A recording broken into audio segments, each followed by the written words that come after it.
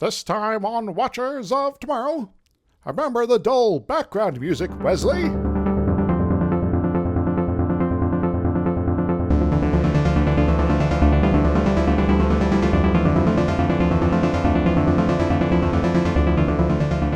Hello, welcome to Watchers of Tomorrow, the sci-fi review and critique show that will compare you to a summer's day. And my name is Gepwin. I'm joined as always by my friend and co-host, Dr. Isix. Hi. And this week, they have the excitingly named Comedy Troi episode. That sounds like there's going to be some sort of trio of actions, maybe? Yeah, because someone thought they were being way too clever with this pun. Well, it's probably good that it doesn't actually come to a threesome because, given the Damon involved. Anyway. I don't remember French. I'm not very good at French, but isn't the last word that they changed out with Troi the one that means three? Not true. So But, I'm not sure what the other two were supposed. Household of. Okay, so it makes sense then. Yeah. So if we translate it now, it means household of Troi, which is a very Troi household sort of focused thing, and about the future thereof, and where it is, and where it's coming from, and also other stuff happens. Yeah. So Menage a Troi is not in fact a veiled reference to some sort of weird three-way. It is actually just daughter of the fifth householder, the sacred chalice of reeks. Don't forget the holy rings of Beta said. Yep, those two. I have that completely mixed up in my head because when they still had the Star Trek experience in Vegas, I went there and we got stuff at the Quark's Bar restaurant, and they had something called the holy rings, the sacred rings of Beta Z, and it was just a large stack of onion rings. They had a big spike thing, and it was just a giant stack of onion rings, and that is the only thing I can think of now whenever they say that. The Betazoid folks being really into onion rings, it could be what's actually we're talking about here. Yes. The holder of the sacred fryer of onion rings. Now, only she can make them properly or something.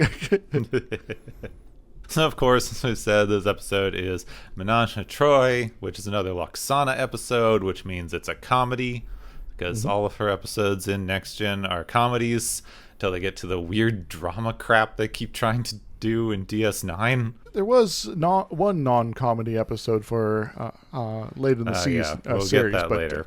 Yeah. But no one remembers it, because it's bad and badly written. And everyone tries to ignore that one. There were some good elements there, but we'll get to that when we get to it. It's complicated.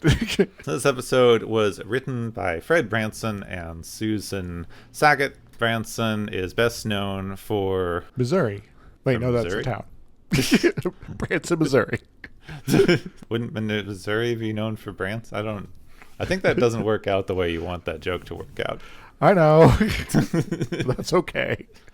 He's actually best known, weirdly enough, for being able to predict what music will be popular. Because he won a contest about chart predictions in the 1950s, and went on to write a weekly column in Billboard magazine, and's written for World Music Awards and American Music Awards.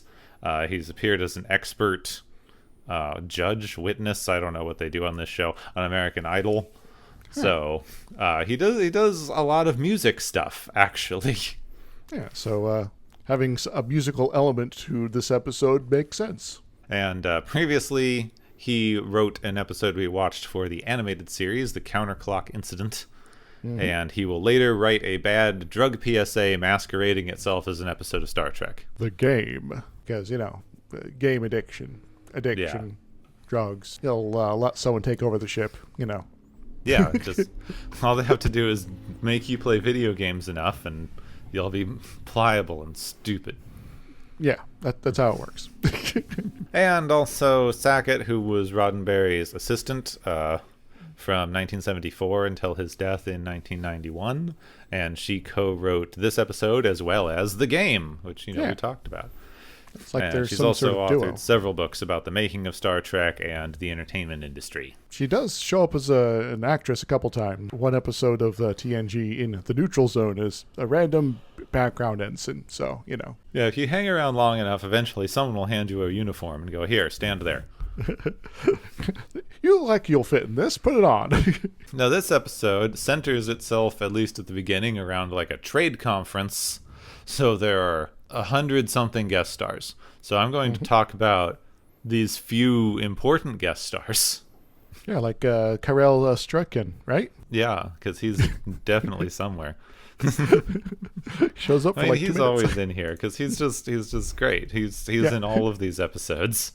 This time he shows up for about 5 minutes. And if you don't know who we're talking about, this is the guy who plays Mr. Holm. Yeah, he's at the bottom of our list. Mr. Holm shows up for 5 minutes. Yeah. He was in there. You tried to trick me, but he's in my list. He's on my short list. Excellent. So, of course, Majel Barrett is back as Lwaxana Troi. This is like the third time we've introduced her, so go listen to a Lwaxana episode if you want to hear more about her. Yep. Or the original series, or the original series movies, or any of the other 100 places she's showed up. She also voices the computer. Surprise! And Frankie Constanetto plays Tog. He's played 3 Ferengi, including this one that we're talking about now. Before he was Damon Bach in Battle. And hasn't Damon Bach come back at some point? I think so, yeah. Yes. I can't remember now. The Ferengis are so interchangeable to me that, like, I know they have reoccurring Ferengis before we get to DS9, but then I'm just like, they all look the same very intentionally so that they can do the makeup for the actors easily, but, like, it makes them very confusing. But, Corsentian, I can't pronounce his name, Frank here, he will not play Damon Bach the next time Damon Bach shows up. Yeah, that's true. Yeah. So usually I'm the one who can't do names. No, I know, it's right? you. It's your fault. Man, it's been flipped around on me. Now, Ethan Phillips is playing Dr. Fark. Or Farrick. I forget how they say it now. It's been a little while since I watched this. I'm sorry. Yes. He started in New York theater and was in many off-Broadway productions in the 80s. He was on the sitcom Benson for 5 seasons. And he is best known for going on to play Neelix in Star Trek Voyager. Indeed, where he's in like most of the episodes there, so too many to list. Most of them. Part of being a main cast member. And finally, Peter Solsker as Nibor. Nibor! He also plays Ferengi. He plays 2 other Ferengi in TNG in Suspicions and Bloodlines, and then he will play one of the guys in Voyager. I'll also play a Commandant in Year of Hell. Yeah. His Year of Hell just has all those weird time guys running around. Yes. There's also like the random Beta Z guy that they talk to here. It's played by Rudolph Willrich, but he's in like 2 scenes. Mm-hmm. He has more screen time than Mr. Holm, but still like not a lot. He's also not particularly plot significant, which is the main thing. Yeah. He is a plot tool as opposed to a character, so. Yes. See, I try to go like, who do you need to know in order for the plot synopsis to make sense? Plus, who's Mr. Holm? Because Mr. Holm is always worth mentioning. Yes. So let's talk more about Mr. Holm. What is your favorite thing about Mr. Holm? It's that he gets to do his Addams Family thing the entire time. Yep. It's the one line he gets to say, where he's quiet for the entire time he's ever on screen. He's, thank you for the drinks. And then everyone looks surprised. He can talk? What? A weird idea about this episode in terms of some of the timing here, but we can get to that later. I also like how in this episode his entire character is to be there, leave, and then come back and be confused because everyone's gone. Yep. That's his whole character arc in this episode. Hey, going from a state of contentment to confusion, that's character evolution technically. So, story-wise, there's not actually a lot going on in this episode. It should be pretty simple, I hope. Yes. The Enterprise is hosting a closing reception for a trade conference that was held on Beta Z, and it's the first time that the Ferengi were allowed to attend because they're all little terrible people. They are all about trading, but they're also annoying everyone and are not trustworthy and kind of act like pirates sometimes. So, Yankee traders. Yes. Yeah. And since they're at Beta Z, Luxana's come aboard to visit/bother Troi. Like, hey, Troi, I'm going to, be rude to everyone by being a telepath at you, and okay, I'll talk. And this time she's doing the overbearing mother thing and being obsessed with getting Troi to settle down and have kids. She's not hearing it and just leaves, which is the opening that one of the Ferengi takes, Damon Togg, who's become infatuated with Luxana, and wants to swagger in and use his best Ferengi pickup line, which is, I have money. Ah, yes, I'm a daemon. That means I, have cash. I guess I bought the position, maybe? I don't know. Probably. They probably do. No one knows how this works, but he's shut down immediately. He's yelled at in public by Luxana. The other Ferengi in attendance, Ferric tells Togg that he should keep it in his pants because it's just embarrassing at this point. And Nibor loses badly at chess, the 3D chess that Riker is playing with him. He goes, I couldn't concentrate because of the noise. Nya. Bing bong, bing bong, bing bong, bing bong. We got chimes in the corner because this is Star Trek. It's some sort of ambient music stuff, but it's just a guy with giant hammers hitting a bunch of pieces of wood. Yep. Because alien quirkiness. Yeah. It's great, though. This is so well written because it establishes the Nibor character being insecure about chess and draws your attention to the music, which will be two things that are important later in one scene with one line of dialogue. Yep.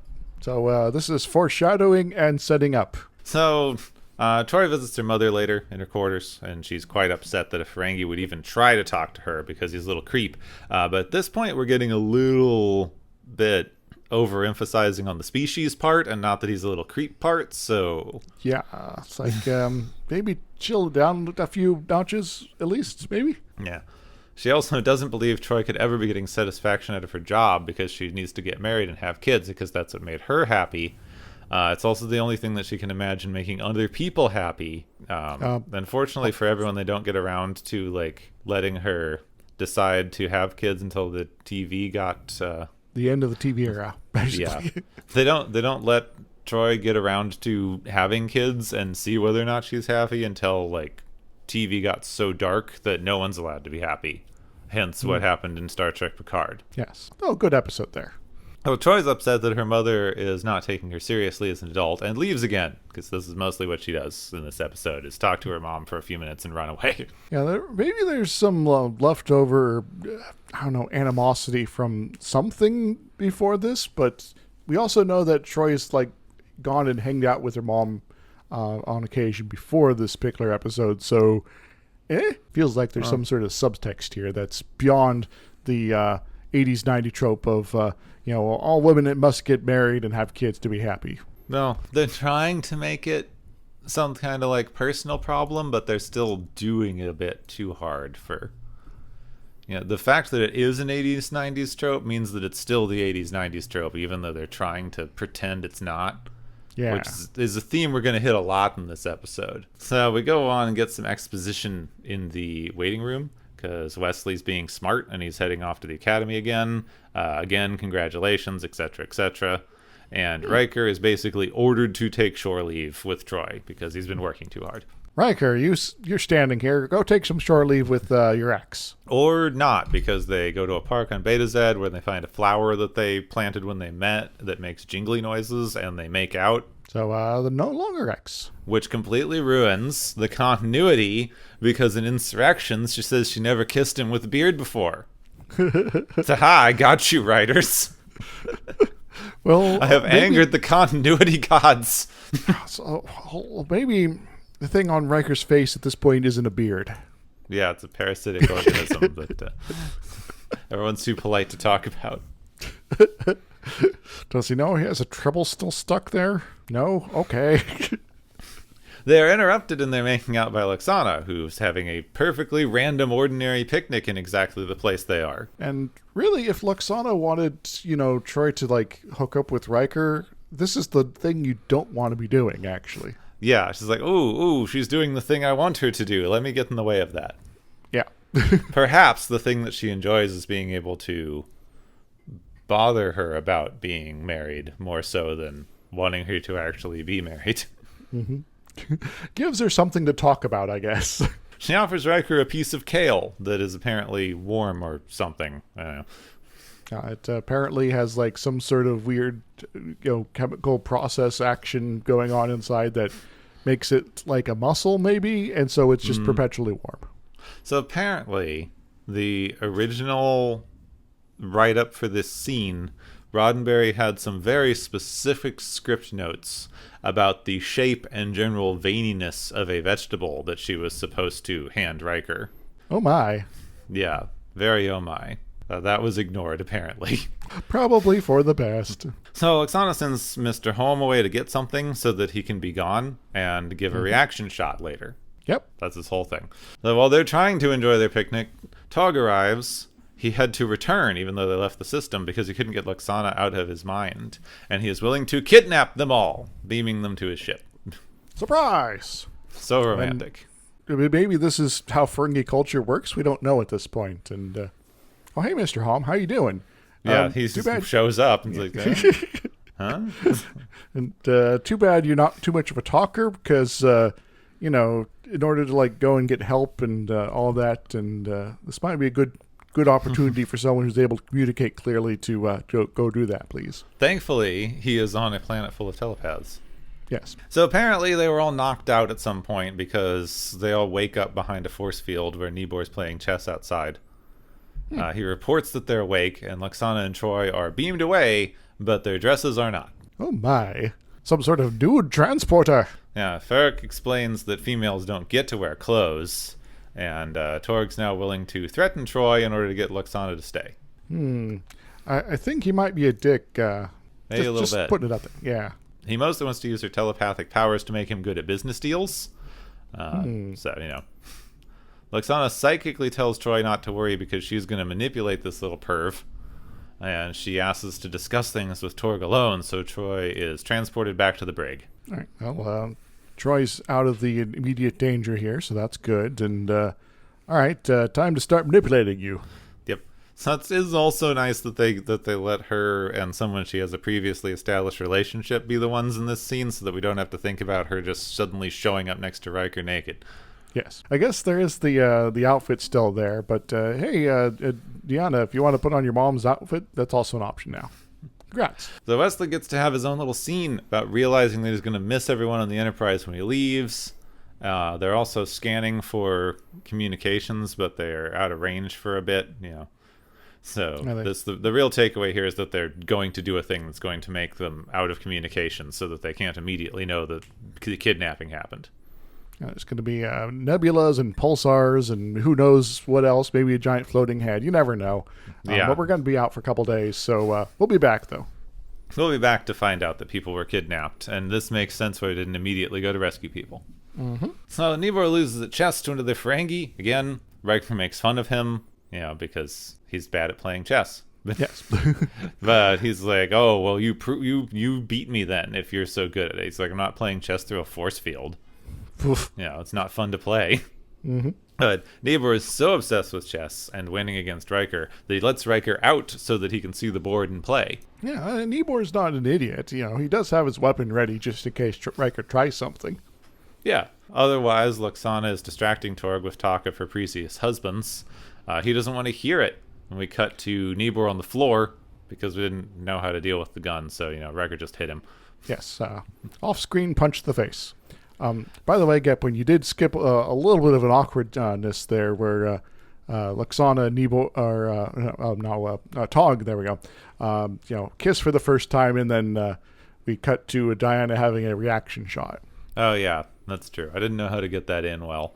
They kiss, and Troi goes, ugh, oh no. Well, I think it's more than just kiss at that point.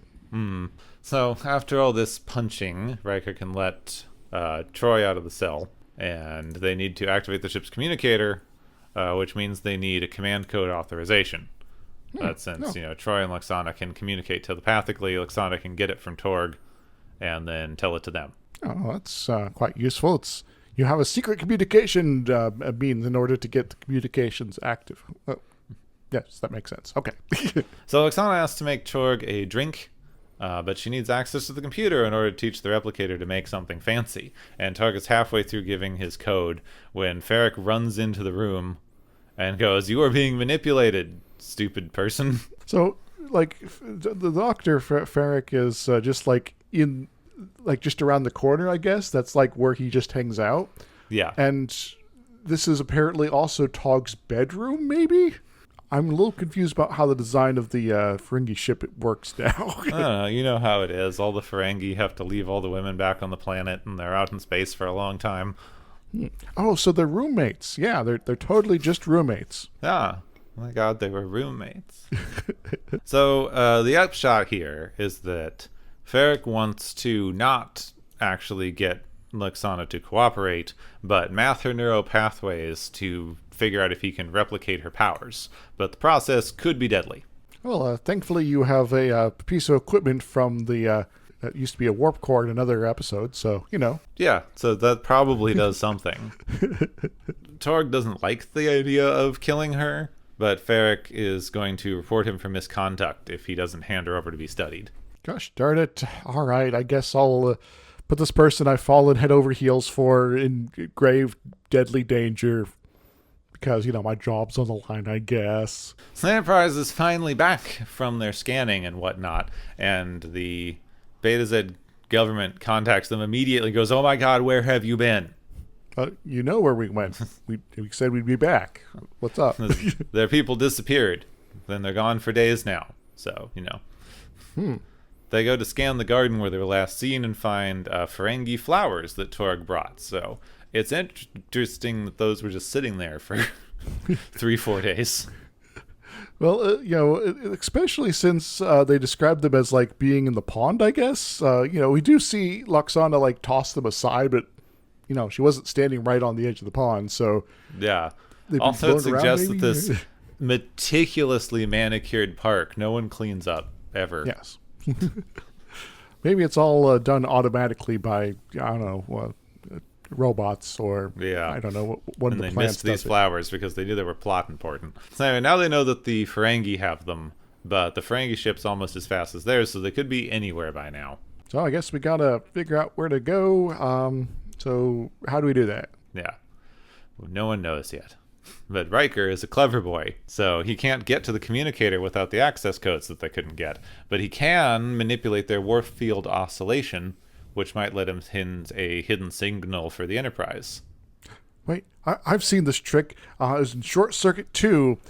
You start doing various popular music from like the 60s through 70s, and you can like have it like imply directions that will allow the folks at the cab to finally track you down and rescue you from the freezer in the marketplace. Yeah, which is frighteningly close to what we're doing here.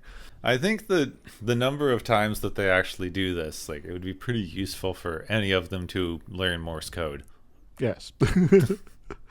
At first, when I was, remembering this episode, there's something with the signal. Is it Morse code? And then I watch it. I was like, oh, that's actually not as useful like they do.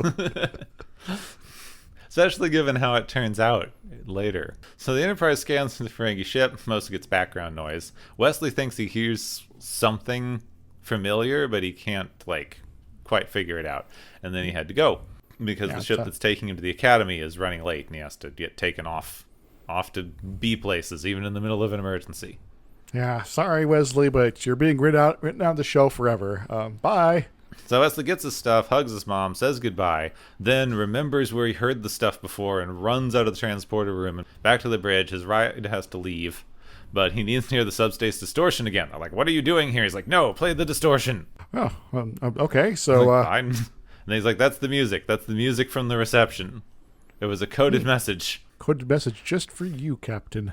Apparently for Wesley, who's the only other person in the world who remembers this music.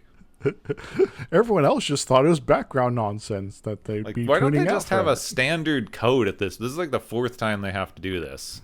They have to do it Yes. multiple more times. They don't have any kind of standard code that everybody in the Federation can recognize, instead of just like, I really hope somebody remembers the background music at that reception. I guess this is still sort of in the period of the Federation where Starfleet is more, happy-go-lucky explorers as opposed to anything sort of military-esque. So it's all sort of, we're just going to go out and scan stuff. We're not going to, get prepared for, being kidnapped. So Riker can't wait now. He's on the ship and he's like, I can't just wait around. I have to go in guns blazing and rescue Luxana. So, he takes the gun that Nemor had and he sneaks up on Fenric, gets him to let Luxana go, but then Torg sneaks up on him and now they all have guns. So guns for everyone, though, Riker, you got one pointed at your back here. So Luxana starts to bargain. She agrees to stay willingly and help Torg with his business stuff if she lets the other two go, and Torg agrees just as the Enterprise arrives. That's convenient. Well, I guess, we're going to solve all the plots, so Luxana's going to go off and be a telepath for the Ferengi, and Wesley's not being written out of the show, I guess? Yeah, telepathic space adventurer. Yeah. So they send Troi and Riker back, but Luxana agreed to stay, and the Enterprise can't do anything about it. So there, nah. Yeah, it's all been approved of. There's a handshake and everything. Yeah. Luxana comes and sits on Torg's lap and tells Picard that he needs to let her go, and, they're over and he just needs to accept it. And Torg's like, wait, you dated Picard? And she says, yeah, you didn't want to hear about my previous husbands. So this guy, the guy with the Federation flagship, he was one of yours? Really? Huh. So Troi catches on and tells Picard that he needs to fight for Luxana. So Picard starts quoting Shakespeare, tells Torg that he would rather kill them than lose Luxana, orders Worf to destroy the ship if Luxana's not in his arms in 10 seconds, spouts some poetry and stuff while he's in the middle of a countdown. Luxana, here, have some sonnets. Shakespeare, you're Beta Z, so you're probably not heard of Sonnet 141 or 18. So here you go. He's just having fun. I like this because I think this is better. We talked about how he got to do acting in the Sarek episode, but I think this is a much better demonstration of his fun range. Mm-hmm. He's just a little, shall I compare thee to a summer's day? 3, 2. It's a bit of fun, and it's making good use of a Shakespearean background and chops there, and just being reapplied into a new situation. So Torg transports Luxana back because he believes the threats, and they set course back to Beta Z to drop off Luxana, who's made herself comfortable in Picard's lap. Well, I guess we're not writing anyone out of the show just yet.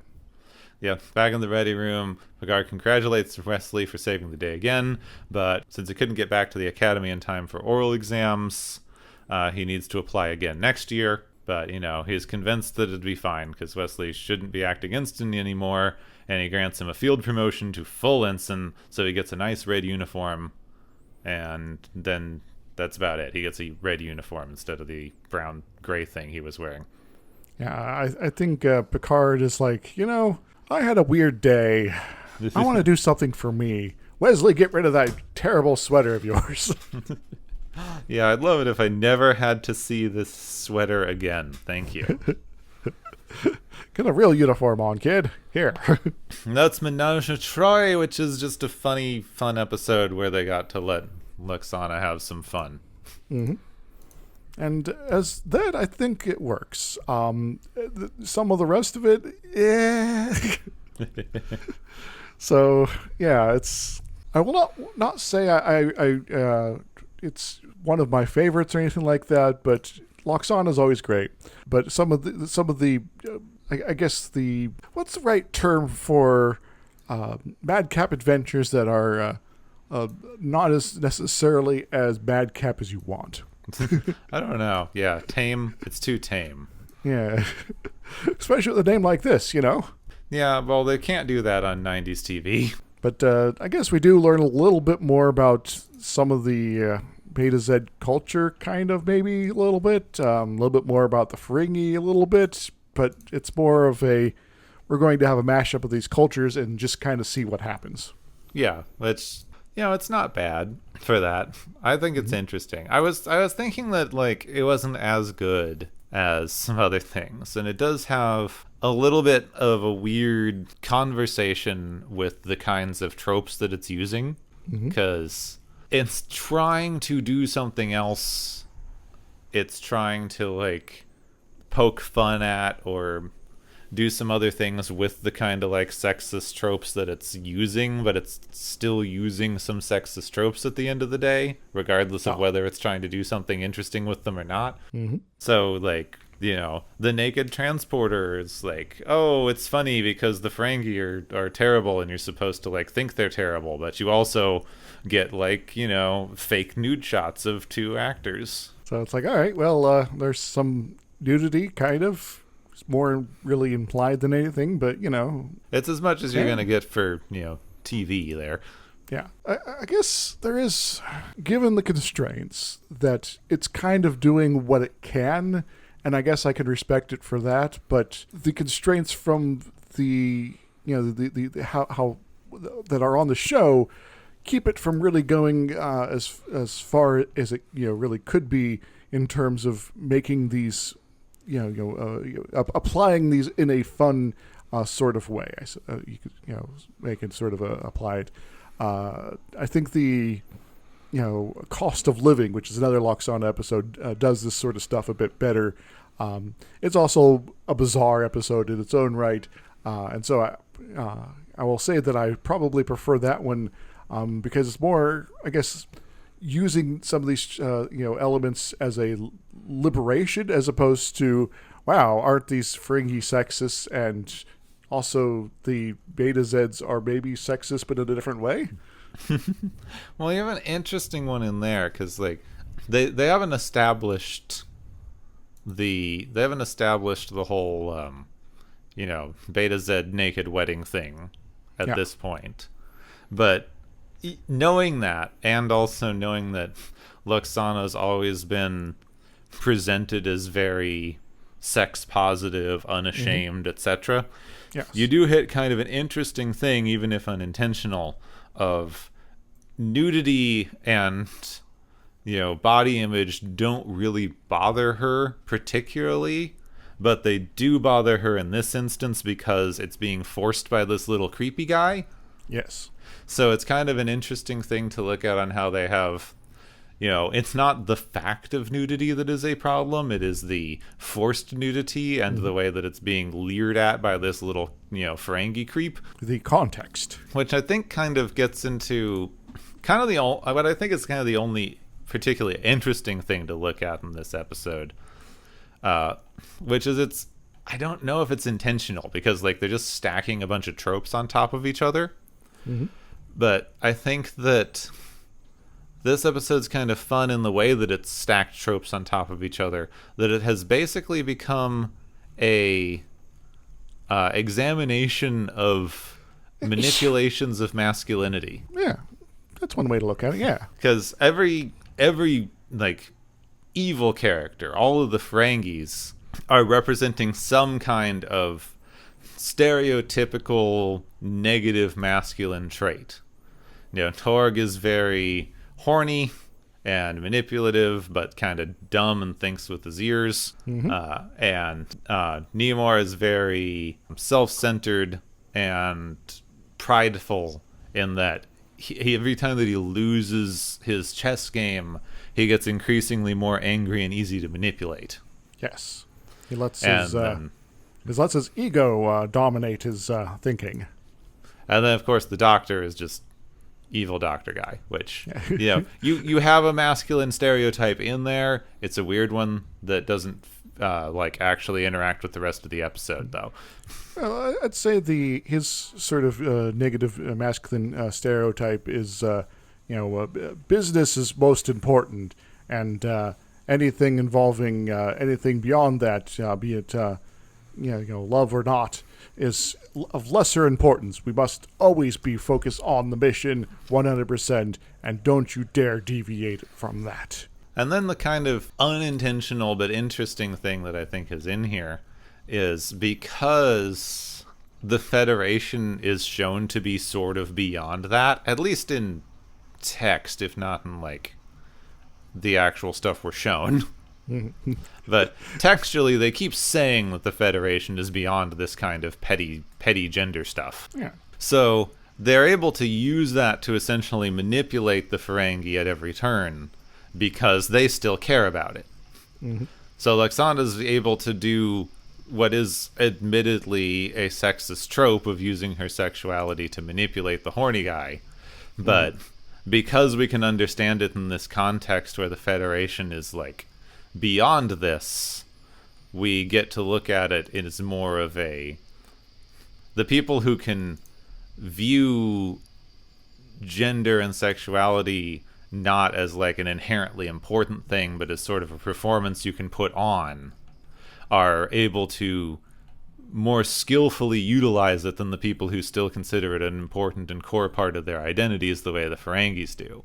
And you have the same thing with Riker manipulating Namor and his chess game, because he's able to easily manipulate him for something pretty stupid of, like, well, I want to win chess against you, even though I'm obviously not very good at chess. And when they are all working out the deal for letting Riker and Troi, Troi to go, even Ferrick is like, all right, I guess I can agree to this because it is a deal and you shook on it. So, okay, I guess. Yeah, you get deals.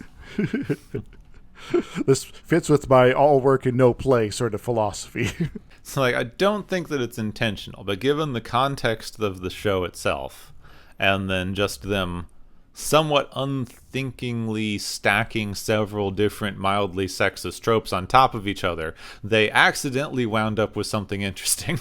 Yeah, which happens sometimes. So I guess to a certain degree, this is maybe a good example of, if you take these things too seriously, these items, identities of ultimate masculinity, to be a core, unchangeable, non-performance part of your existence, then you're going to lead yourself astray because it makes you easy to manipulate.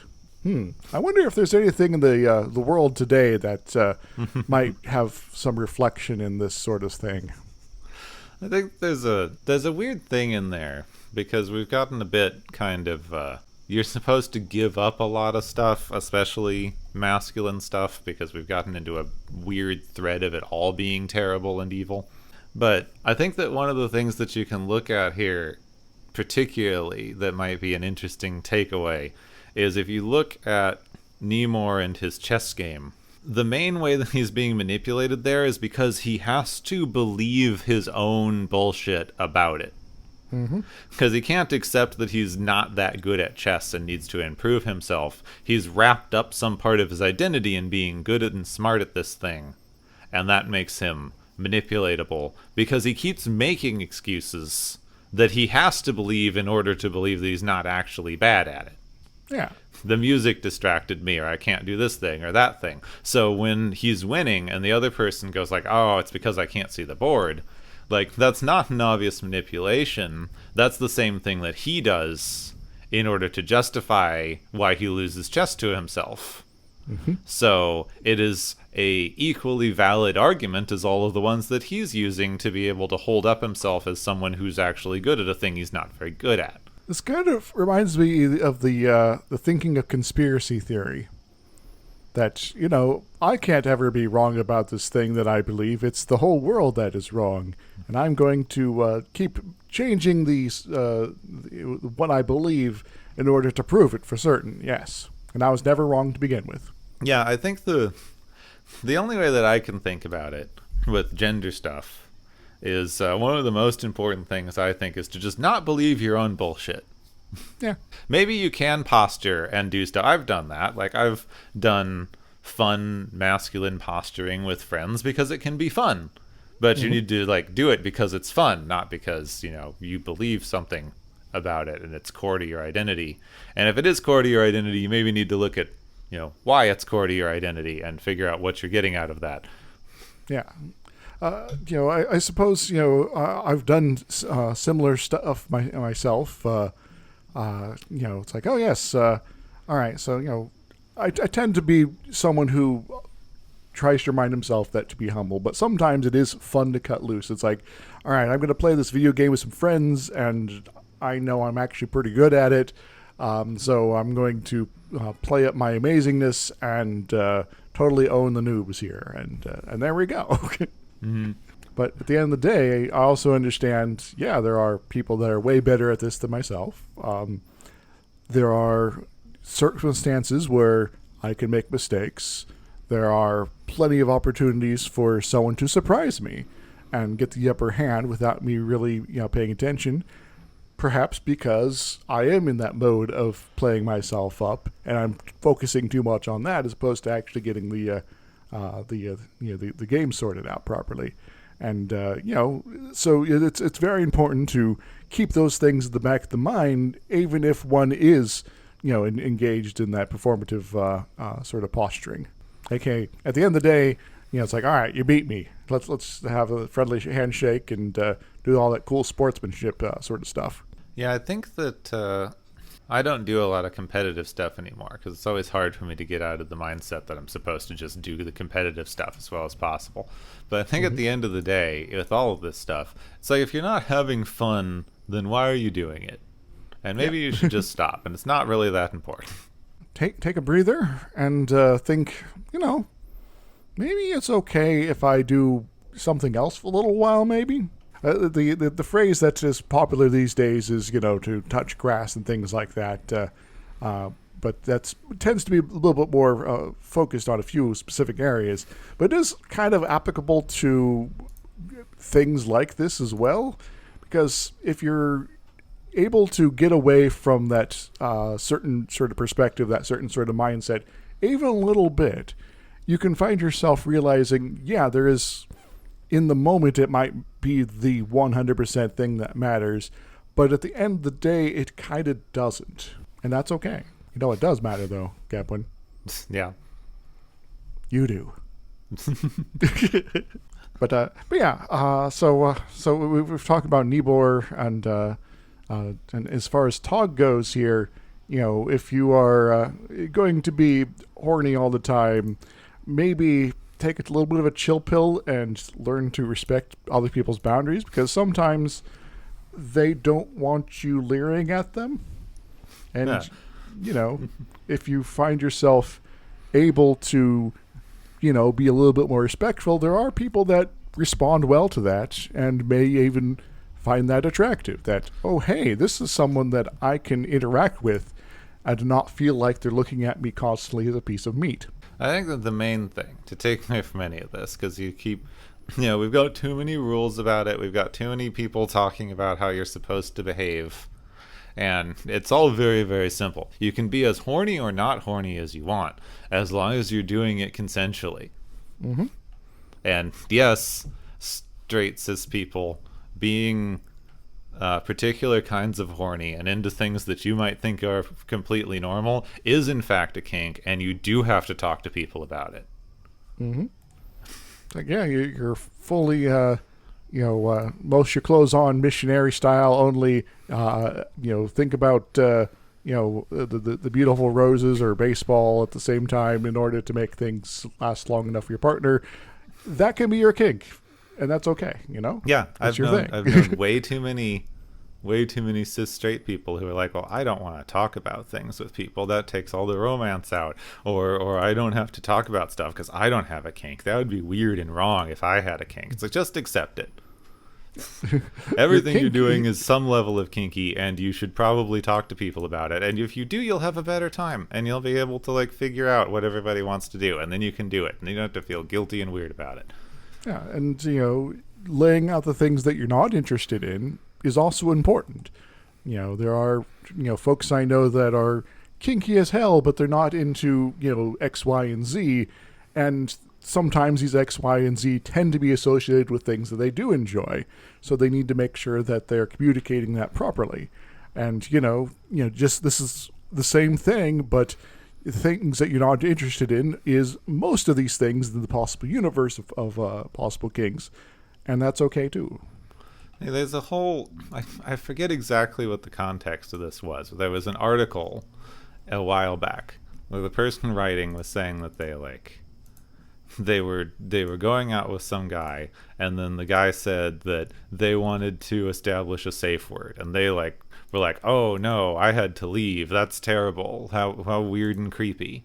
And the implication is supposed to be that if you need a safe word, it means you're into weird stuff, and you're not going to enjoy it, and it's all terrible kinds of super kinky sex. But what that tells me is you just won't want to have to think about you don't want to have to think about what you enjoy in sex, and you're probably actually a little bit dangerous, and it's probably good you don't want to be around people. You should probably, if you want to establish a safe word even for normal stuff, you should. And if you think that's weird and too far, it's probably good you don't want to have sex with people, because that's a little dangerous, honestly. Yeah, it's you want to set boundaries that the person you're with are unaware of. And those boundaries might be very far from where they need them to be. Mm-hmm. Because you don't always know. Maybe you think you're fine with stuff, or maybe most of the time you're fine with stuff, even if you said you were fine with stuff, and then in the moment it's like, oh no, I'm not actually fine with this right now. Mm-hmm. You need ways to be able to say that quickly and easy and efficiently. Yeah, one of the things I learned a number of years back is that consent is an ongoing process, and if you need to revoke consent, it is nice to have some tool that makes it quite easy, because otherwise, well, you might have to slap someone upside the head or scream and run away or something very, very, off-putting, while you actually care about your partner and don't want them to be doing this thing at the same time, and you would like to have some means to, say, hey, chill out on this. I don't like that. Let's do something else. Yeah, it'll be nice to have that option. Yeah. It's something that's good. So don't be weird and horny, and don't transport people out of their clothes unless you talked about it before and it's part of a pre-established relationship. Yeah, if that's your thing and that's your partner's thing, go for it. Get a transporter first, of course, but Yeah. I mean, I 100% believe, given the way that human progress works, that if someone does invent a transporter, it will be for sex. Yes. That's just, human nature, really. As far as Dr. Ferrick and his failings, I guess our advice to him and folks that are kind of in that rut is get some hobbies and set some boundaries with your boss. Because if you're working, 97,000 hours a week, that's not good for you. And having things outside of your day job is a good thing. It doesn't matter if it's a major thing, small, big, large, whatever. Just to have something else to think about is going to make you better at your job, if that is something that is your core focus, and it will potentially offer up opportunities to find joy in your life that are beyond this day-to-day. You could be surprised. I think that the main thing with Ferrick that I think made it not as interesting to talk about him or think about his side of the things is the mustache twirling villain stuff. Well, it's because his little arc there with the unethical research, etc., just play the first BioShock game. Yep. And there you go. One playthrough of BioShock 1 later. ... Welcome back to the show. Yeah, just play through. Did you enjoy the twist? Yes. Did you get that the whole thing is libertarianism? Yeah. And that it kind of sucks.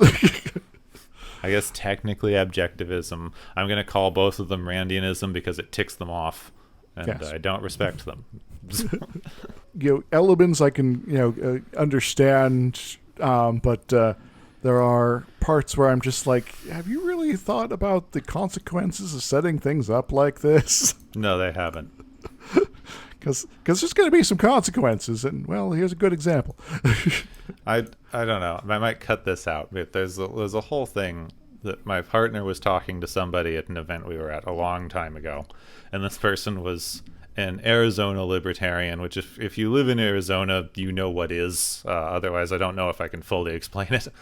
But they were having this talk, and this guy was talking about his whole worldview and how everything will just work out if everyone's self-interested, etc., etc. And my partner said, but what if this person can't afford medication? And this guy just like deer in headlights had never occurred to him before as a problem in this system. Just like, oh, what? So another thing about having hobbies is sometimes you interact with people beyond your work experience, and you run into people that, have slightly different perspectives on things, for example. So I don't know. Being from Arizona, I have no optimism that might have done something for this person's worldview, but hopefully, maybe. Yeah, I guess if they're just Ferrek, they might have a chance, but if they're also Nibor, they're screwed. Yeah. Yeah. Oh, I guess things didn't turn out as depressing as usual. Yeah, because it's a fun episode. Yeah. And we got to talk about, why good stuff is good, That's nice. But I alienated everyone from my home state, so. Don't worry, Arizona... if you can deal with your libertarian infection, you could be all right. So okay, I think that's most of what we can cover with this. It's a fun episode. Don't think that the title should be literal, because that's some sort of weird incest porn. Yeah. Also, I still don't quite understand exactly how they found the ship, because if they're able to pick up the scrambled signals from the Ferengi ship, and then also this musical chiming signal thing, how does that actually tell them where the ship is? Well, because then they just have to follow what direction the musical chiming thing is coming from. But couldn't they have done that with the scrambled signals? Well, they didn't know which scrambled signal was which. Oh. Like, if you're picking up this does make some sense to me. If you're picking up background, like, warp noise from everywhere in the sector, you wouldn't be able to tell which one of those is the thing you're looking for. All right, I think I can get it. Okay. So if you can make it distinct in a way that makes you understand which of the things you're trying to track, then you can be like, aha, that one. Get a little bit more signal to that noise. Yeah. Either that, or they sent it to 5 other satellite stations and things nearby, and then they all listened to it, and they triangulated the position. Which would take more time in the episode, which we didn't have. Yeah, but you don't know how long it was between them picking it up and Riker going like, I can't take this anymore. Obviously 2 seconds, right? It's also pretty nice that the Ferengi didn't go very far, because, they could have been 2 days away at warp. Indeed. And so they're just kind of putting along, I guess. Yeah, just no hurry. It's fine. It's like Fazio there, and it's like, we're not going anywhere quickly, so, we'll just be easy to pick up. All right. Which that one might be because the Ferengi didn't want to spend any money on warp fuel. However that works. Yes. Like, oh, yeah, we've spent all our money at the trade conference. Crap, we don't have enough gas money. Federation, will you give us money? We're an outside entity, so will you still interact with us in a capitalist fashion? Okay. Yeah. Because the one thing that I feel like they never actually get around to explaining well with the Ferengis, I think, is in this post-scarcity society where, everybody has replicators and the only thing that you actually need is energy. I think it's even more unlikely for capitalism to exist in the first place than that.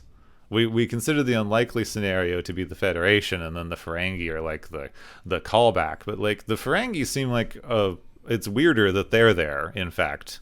How did you convince people to buy things that are not just a replicator?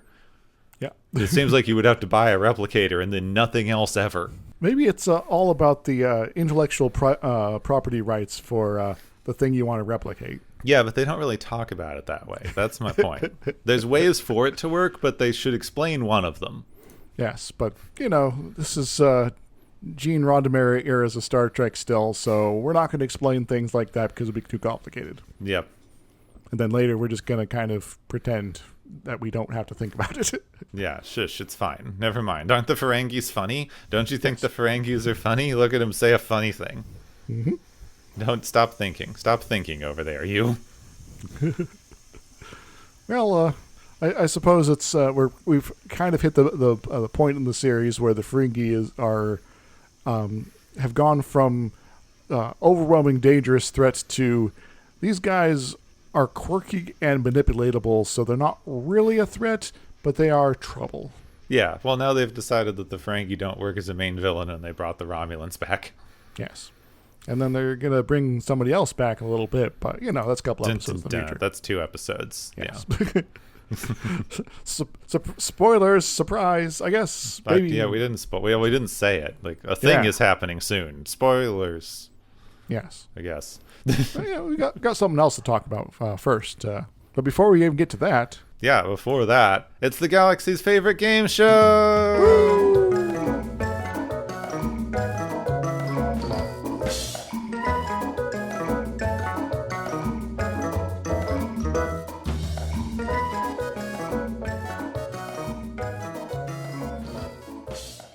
Hey everybody, welcome back to the Galaxy's favorite game show, where we got various contestants who've been racking up all sorts of points here. Some of the points got beamed away earlier. I'm not sure what's up with that. But anyway, let's start handing out some prizes for what they've accomplished here. The first prize goes to Riker, and it is the Fist-to-Face Gambit, which Riker gets for using space chess as a pretext for hitting their guard. What does Riker get? Riker wins one of the collectible chess sets because they have all those, drinking chess and shot chess and metal chess and whatever. Mm-hmm. This is the iron knuckle chess set, where every piece is an iron knuckle. When you take a piece, you get hit with it. And some of the pieces are a little more dangerous to be hit with than others, of course. Yeah, I mean the pawns are tiny and just get slapped, but the queen's all spiky. The queen's like, we're gonna use the giant jackhammer with the fist at the end on your face here. Hold still. Our second prize is the appropriate reaction prize, which goes to Loxana for being, for her being appropriately indignant about being a commodity to be purchased by Damon Togg and later to being leered at and all that sort of stuff there. What does she win, Gablin? She wins some cultural context, because, he was creepy, but I think they got a little bit racist. So all they needed was some amount of, he offered you 50 strips of latinum, and what a woman usually goes for is, 5. So really, it was a compliment. So, you could still turn him down, but, because, you're not for sale. But you're like, well, thanks for the interest, but, it's not going to work still. Our final prize is the Mr. Hom prize, which goes to Mr. Hom for being amazing as Mr. Hom and also picking berries. What does he win, Gepwin? He wins a reaction meme because he just shows up and looks around, and everybody uses that one bit from Pulp Fiction where the guy just sort of confusedly wanders through. I think we need Mr. Hom. We need a new one of those, and Mr. Hom I think is the prime candidate for getting to show up and give a confused reaction shot. I'll endorse that. So, listeners, go and put that together for us, and we'll share it to the world. How about that? That's all I got here for today, Gepwin, and our dear listeners. So feel free to take us away. Thanks, everybody, for joining us on this weird thing that we've decided to do called the Galaxy's Favorite Game Show. Woo!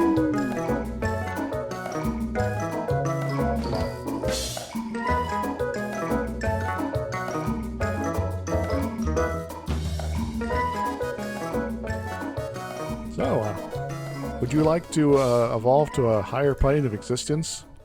Yeah, maybe. It's hard to say what they're doing here. So the thing that I was going to say about next week's episode is I watched it to start. I watched it to write some scripts ahead. So I watched that one. And then when I was looking at the stuff for this episode, I looked to see what was next so I can be prepared for this bit. And I looked at the name of the episode and went, what in the hell was that? So I had to read through the description again. And then when I was thinking about doing it right now to do the outro, where we talk about what we're doing next week, I looked at it and went, what the hell was that?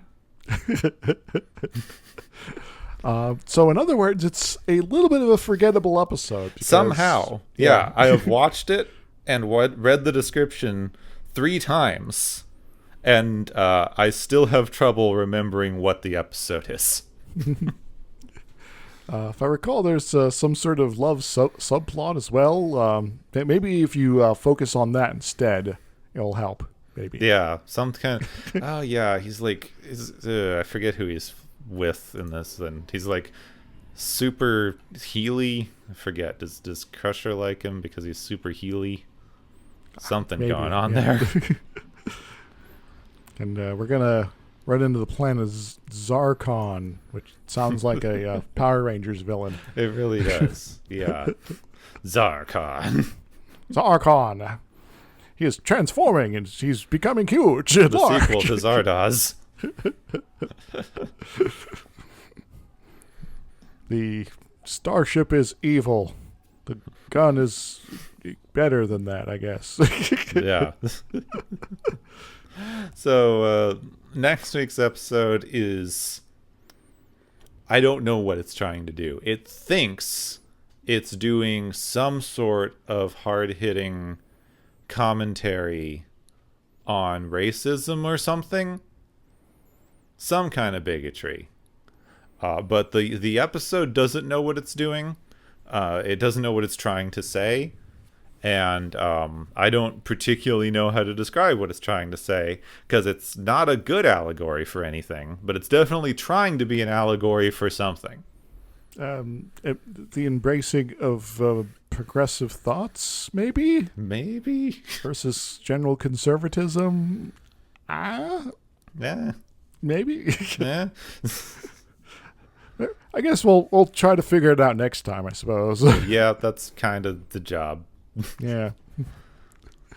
So get ready for some transfigurations, Gepwin. Yep, and a glowy, reflective suit. Mm-hmm. Next time on Watchers of Tomorrow, embrace the glowing.